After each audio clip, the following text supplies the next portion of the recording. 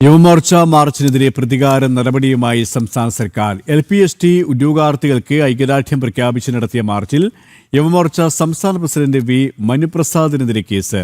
കണ്ടാലറിയാവുന്ന 30 പേർക്കെതിരെയും cantonment police കേസെടുത്തു. സ്ഥലത്ത് മുദ്രാവാക്യം വിളിച്ച് സംഘർഷാവസ്ഥ സൃഷ്ടിച്ചു എന്നാണ് FIR. യുവമോർച്ച സംസ്ഥാന പ്രസിഡന്റ് വി മനുപ്രസാദ് ഉൾപ്പെടെയുള്ള നേതാക്കൾക്കെതിരെയാണ് സർക്കാരിന്റെ പ്രതികാര നടപടി. മനുപ്രസാദിനെതിരെ അറസ്റ്റ് വാറന്റ് പുറപ്പെടുവിച്ചു. LPST റാങ്ക് ഹോൾഡേഴ്സിന് ഐക്യദാർഢ്യം പ്രഖ്യാപിച്ച് സെക്രട്ടേറിയറ്റിലേക്ക് നടത്തിയ മാർച്ചിനെതിരെയാണ് പോലീസ് നടപടി. യുവമോർച്ച സംസ്ഥാന അധ്യക്ഷൻ ഉൾപ്പെടെ 11 പേർക്കും കണ്ടാലറിയാവുന്ന 30 പേർക്കുമെതിരെയാണ് കേസ്. സെക്രട്ടേറിയറ്റ് പരിസരത്ത് മുദ്രാവാക്യം വിളിച്ച് സംഘർഷാവസ്ഥ സൃഷ്ടിച്ചു, ബാരിക്കേഡ് മറിച്ചിടാൻ ശ്രമിച്ചു, കൃത്യനിർവഹണം തടസ്സപ്പെടുത്താൻ ശ്രമിച്ചു തുടങ്ങിയ വകുപ്പുകൾ ചുമത്തിയാണ് പോലീസ് നടപടി.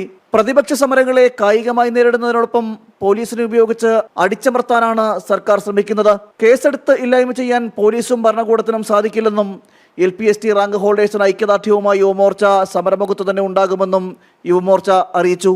ജനം, തിരുവനന്തപുരം.